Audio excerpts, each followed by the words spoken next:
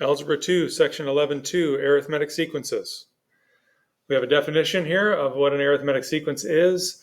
It says a sequence of numbers that increase or decrease by the same amount, and then that same amount actually has a name, and it's called the common difference.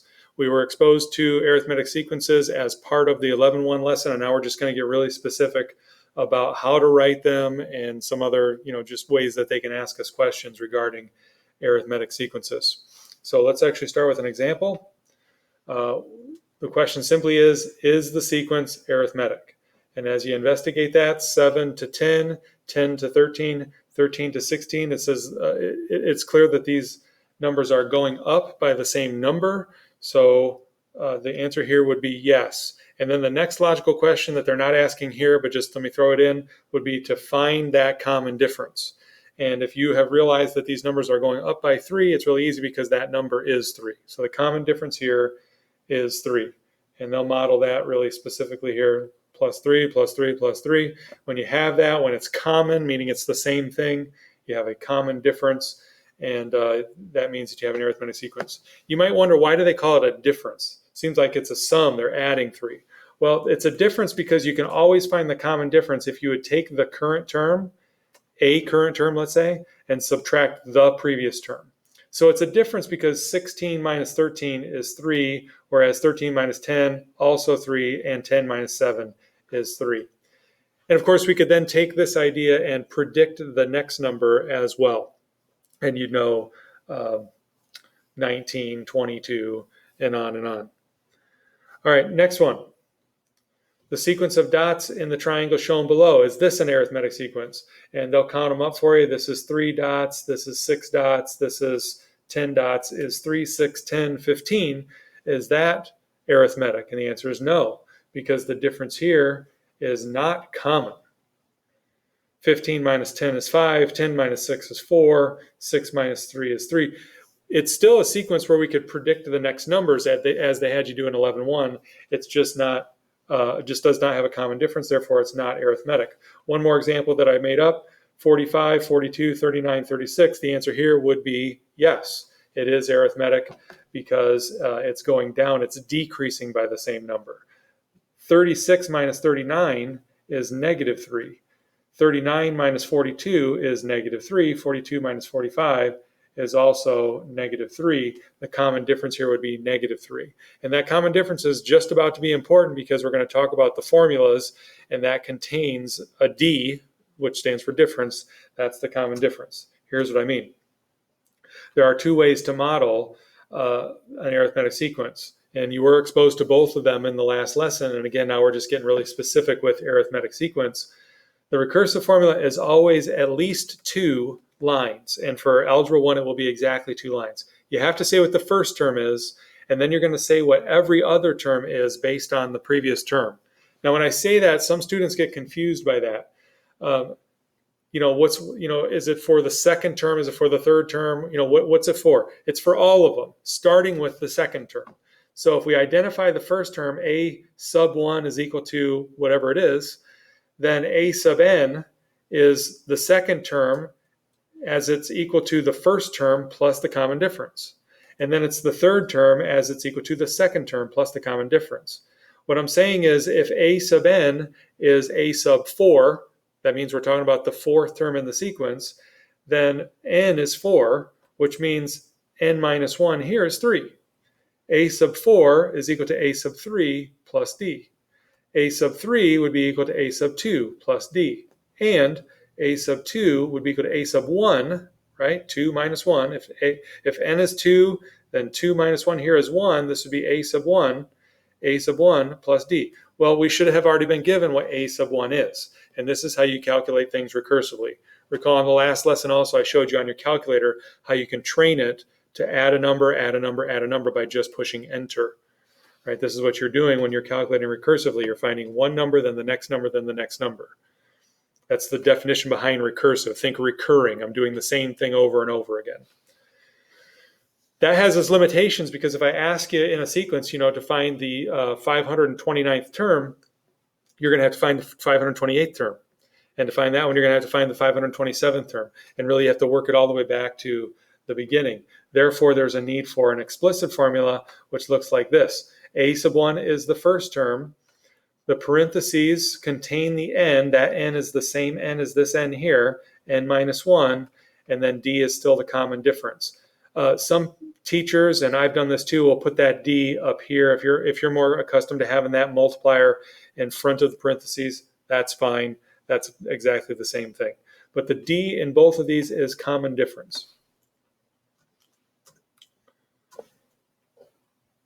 So take a look at this example. Suppose you have already saved $75 towards the purchase of a new CD player and speakers. If you were here and we were going over this example in class, we'd laugh at this right now, at the software dating itself because you don't know what a CD player is. I would joke and I would make an explanation as to what a CD player is. It would have been really funny if you were here. And anyway, it says you plan to save $12 a week from money to earn at your part-time job. In all, what is the minimum amount you will have after 26 weeks? Okay, so here's the thing. 26 weeks, I don't feel like calculating this recursively. That would be 75, 12, adding 12, adding 12, adding 12, adding 12, until you get to 26 weeks. Now again, referencing the previous lesson, this would not be the 26th number, this would be the 27th number. After 26 weeks would be your 75 plus 26 weeks of adding 12 would be actually the 27th number. We're after a sub 27. A sub 27 is equal to a sub 1, which is 75, plus n minus 1, and we're going to plug 27 in for the n, times the common difference, which is 12. Now, if you need to pause the video right now and comprehend that, why the common difference is 12, go ahead. We're going up by 12 each time. You're going to go 75. The next week you're going to have 87. The next week you're going to have 99. The next week you're going to have 12 more, 12 more, 12 more, 12 more. So that's the common difference. We started with 75. That's A1, A sub 1. Okay. Now you can do this on your calculator. Should come out to 387. Meaning that, and just trying to draw these things together, that 75, 87, 99, 111, where this is A1, this is A2, this is A3, this is A4. When we get out to A27, we're going to be at 387. And you know what? A sub 28 would be 399. And A sub 26 would have been 375, right? They model this with A sub n. This would be A sub n plus 1. The next one would be A sub n plus 2. It's important that you realize this. This is A sub n minus 1 here. My n was 27, so this one's 26. This one's 28. This would be A sub 29. Okay? Now, how else could they ask a question? How about a find the missing term of the arithmetic sequence? Back here on my notes, I did put just the word arithmetic mean. I didn't even put the definition in because this actually is exactly the mean as you've been accustomed to. So they call it arithmetic mean here, but it's the average. It's the mean. It's the mathematical term that you've been accustomed to. There is a word called geometric mean. You would have learned that one in your geometry class, and we'll revisit that in section 11.3. But for right now, this is just take the numbers and divide by the number of numbers that there are, right? So in this case, 50 and 92. If I add those up and divide by 2, what you would get is 71, okay? So that means that this number right here is 71, which is to say to get from 50 to 71, there's a common difference there. That'd be 21. And then from 71 to 92 is the same number as a difference, right? Which makes it common. So 50 plus 21 is 71, plus 21 would be 92. So bottom line, how do you find the missing value when they say it's an arithmetic sequence? You find the average of the first and third term to get the second term. Now that's really easy. Let me just see if I can bump that up as far as difficulty just a little bit. What if there's 3 terms, 3 unknown terms? Well, if there's 3 unknown terms, you're still going to do the same thing in that you're going to add 11 and 67 and then divide by 2. What that would be actually this number right here, the middle number. 11 plus 67 divided by 2 is 39. And then you could take those numbers, 11 and 39, that would be 50 when you add them, and divide by 2, that would make this 25.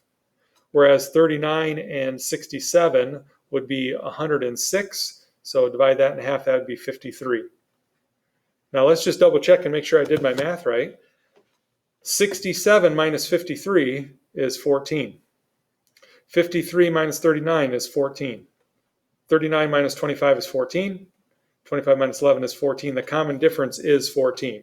But how I arrived at those three answers was by using the arithmetic mean. Find the middle number first, and then just find the middle number between the first and third number. Find the middle number between the third and fifth numbers. That's how it's done.